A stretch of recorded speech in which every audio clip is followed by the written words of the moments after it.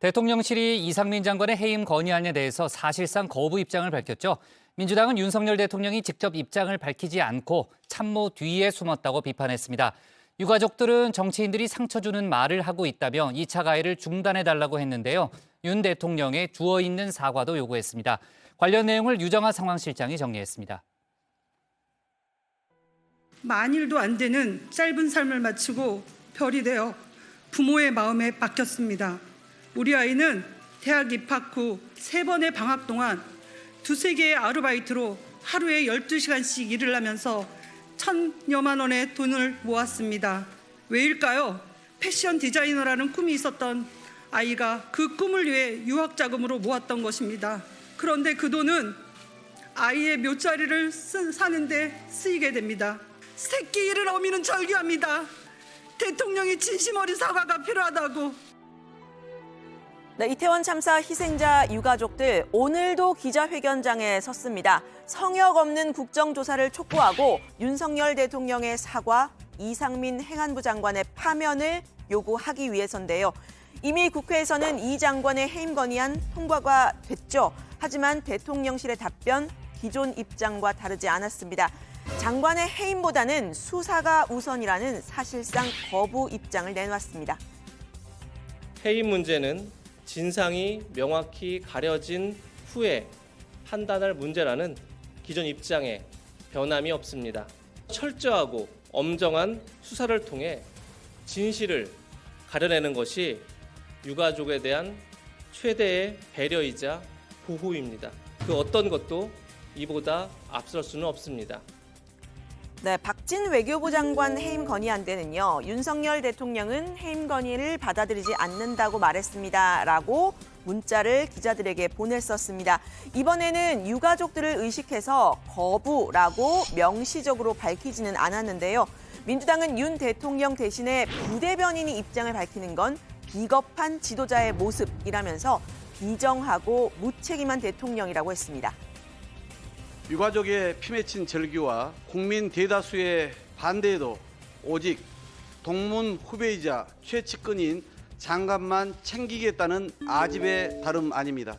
말단 실무자들의 책임만 앞세워 희생된 국민 생명 앞에서 법리만 따지면 그만이라는 윤석열 대통령은 참으로 비정하고 무책임합니다. 네, 앞서 국민의힘 내에서는 이 장관의 사퇴 혹은 파면을 주장했던 사람들 분명히 있었죠. 지금은 이 장관의 해임 건의안을 단독 처리한 민주당을 향해서 정쟁을 하고 있다고 비판했습니다. 자진 사퇴하는 거를 막으려고 급하게 이렇게 해임 건의안을 낸 것이 아닌가. 사퇴하면은 굴욕으로 보이고 거부하면 오기로 보이고 이렇게 만든 거죠. 그러니까 계속 정쟁의 불씨를 살리려고 지금 그런 의도로 한 것이 아닌가. 지금 상황에서 물러난다고 하는 것이 모든 비난과 또 어떤 근거 없는 주장까지도 몽땅 인정하고 확인하는 상황이 되니까 저는 어느 순간 민주당이 좀 과하다 하는 생각을 하게 되었고요. 네, 국민의힘 소속 국정조사 특위위원들 해임 건의안 처리 이후에 전원 사퇴한 상태죠. 민주당은 이러한 배경에는 윤심이 있다 보고 있습니다. 가능하면 안 했으면 좋겠다는 그런 속내가 계속 드러나고 있는 모습인 것 같습니다. 네. 국조위원들이 자진 사퇴하신 거고 그 사퇴의 바탕에는 윤심이 있는 거 아니냐라는 생각이 들 정도로 네, 실제로 이른바 윤핵관들 국정조사에 대한 국회 표결에서 반대 혹은 기권표를 던졌습니다. 해임 건의안 처리에 이 장제원 의원 입장을 밝혔죠. 애초에 국정조사에 합의해서는 안 될 사안이었다라고 썼는데요. 유가족들은 장 의원을 향해 같은 부모의 입장에서 참사를 대해달라고 했습니다. 그들이 요구한 국정조사 또한 정권 흔들기, 정권 퇴진 운동에 불과합니다. 애초 합의해줘서는 안 될 사안이었습니다. 장제원 의원은 아들이 있으시지요. 같은 연예계에 종사하시지요. 그 아들이 무사한 것이 제겐 큰 기쁨입니다. 당신의 아들이 희생자에 포함돼 있어도 국정조사를 반대했을까요? 같은 부모로서 어떻게 그런 무서운 말을 방송에서 제가 들을 수 있는 건지요? 네, 유가족들은 상처를 주는 발언들 정치인들의 2차 가해로 규정을 하기도 했습니다. 댓글이 아니라 정치인들의 말에서 상처를 받고 있다면서 유가족들이 정치 단체도 아닌데 심하게 호도되는 게 너무 비참하다고 했습니다. 세월호와 같은 길을 가지 말라고 했던 권성동 의원, 또 왜 정부에게 모든 책임을 떠넘기냐고 했던 김성회 전 대통령실 비서관의 말이 대표적인 예인데요. 오늘 국민의힘 소속 김미나 창원시 의원의 말도 알려졌죠.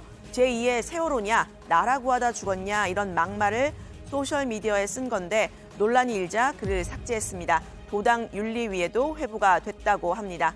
이런 가운데 이태원 참사 국정조사는 오늘로 20일째입니다. 유가족들의 바람, 진상 규명이죠. 국정조사에 제대로 임해달라고 했습니다. 국민의힘 지도부와 국조특위위원들은 더 이상의 쇼를 멈추고 조속히 특위로 원대 복귀할 것을 국민의 이름으로 명령합니다. 국민이 부여한 권한과 의무를 당리당략의 목적으로 이용하는 국회의원들은 더 이상 국민의 대표로서 존재의 가치가 없으며 국민을 무시하고 우롱하는 네, 일단 수사 그리고 국정조사를 한 후에 이 장관의 거취를 고민할 수 있다는 게 대통령실의 입장이죠. 그런데 국정조사를 하더라도 이 장관의 책임을 묻기는 어려울 거다 이런 이야기가 국민의힘 내부에서부터 나왔습니다. 수사와 국정조사 이후 확인된 진상을 토대로 종합적인 판단을 하겠다고 이미 말씀드렸고 경찰청장이 어떤 상황에 대한 보고 의무는 행안부 장관에게 없습니다. 112 신고에서의 그 어떤 위급 사항들이 서울청장 또는 경찰청장에게 보고가 되질 않고 매뉴얼대로 움직여지질 않았어요. 국조를 한다고 해서 거기서 벗어나서 이 사람들 책임 물을 결과가 나오겠습니까? 네, 민주당은 이상민 장관의 탄핵 소추안까지 만지작거리고 있는 상황이지만요. 어쨌든 관련 소식 들어가서 더 이야기를 해보도록 하겠습니다. 여야가 합의한 처리 시한이 이틀 앞으로 다가온 내년 예산안 얘기를 좀 해보려고 하는데요. 막판 예산안 협상의 가장 큰 쟁점은 법인세 문제입니다. 법인세 최고 세율 25%를 22%로 낮추자라는 국민의힘에 민주당은 초부자 감세다라면서 거부를 하고 있죠. 오늘 윤석열 대통령이 직접 나섰습니다. 법인세를 인하하는 데 초당적인 협력을 해달라고 했습니다. 예산 부수 법안으로 지정된 세제 개편안에는 우리의 국익과 민생의 사활적 이익이 걸려 있습니다. 세제 개편을 통해 국민의 과도한 세부담을 정상화하고 법인세를 인하해서 기업 투자와 일자리를 늘리고 경제 활력이 제고될 수 있도록 초당적 협력을 부탁드립니다. 법인세 인하는 윤 대통령의 대선 공약이기도 하죠. 주호영 원내대표는 우리 법인세가 대만이나 싱가포르보다 5%포인트 이상 높다면서 투자 경쟁력을 높여야 한다 주장을 했는데요. 법인세 인하의 혜택, 개미 투자자들에게 돌아갈 거라면서 민주당 출신인 김진표 의장의 중재안을 받으라고 했습니다. 이 법인세가 낮아지면 그 이익은 그 법인의 주식을 가지고 있는 대다수의 주주들, 개미들, 종업원들에게 돌아가는 것이지 재벌 한두 사람에게 돌아가는 비율은 극히 미미합니다. 최고의 조세 전문가이자 자당 출신 국회의장인 김진표 의장의 중재안, 법인세를 3% 낮추고 2년 뒤부터 시행하도록 하는 이 안을 받아들이기를 바랍니다. 네, 법인세 인하는 당 정체성 문제다라고 맞서고 있는 민주당을 향해서 고집 부리지 말라 이렇게도 이야기를 했는데요. 법인세 최고 세율 25%는 문재인 정부 때 올린 겁니다. 이명박 정부 때의 22%로 돌아가자는 게 국민의힘의 지금 주장인데요. 결국은 문재인 정부 지우기의 일환이라고 할까요? 민주당이 대기업 대신 중소기업의 법인세를 낮춰주자는 이 국민 감세를 주장하자 소설 흥부전에서 제비다리를 일부러 부러뜨린 뒤에 다시 고쳐주는 놀부냐 이렇게 이야기를 했습니다. 김대중 대통령, 노무현 대통령이 법인세를 1%, 2% 낮추었던 것은 어떻게 설명하겠습니까? 자신들의 정체성을 이어온다고 하는 대통령들은 법인세를 낮추었고 문재인 대통령 때인 2018년에 법인세를 3% 올려놓고 이제 그것을 그대로 가져가는 것이 당의 정체성이다. 전혀 맞지 않은 이야기입니다. 네, 민주당은 예산 관련 여야 협상에 대통령이 직접 개입한 점을 문제 삼았습니다. 오히려 여야 협상을 어렵게 만들고 있다면서 목소리가 크면 이기는 줄 아는 골목대장 느낌이다라고 말했는데요. 차라리 윤 대통령이 직접 예산안 협상에 나서라고 비꼬았습니다. 대통령이 직접 12월 임시국회 내 법인세법 처리를 주문했습니다. 입법부인 국회를 자신의 통포부쯤으로 여기는 저급한 인식이 드러난 것입니다. 언제적 국회 개입을 2022년도에 하겠다는 것입니까?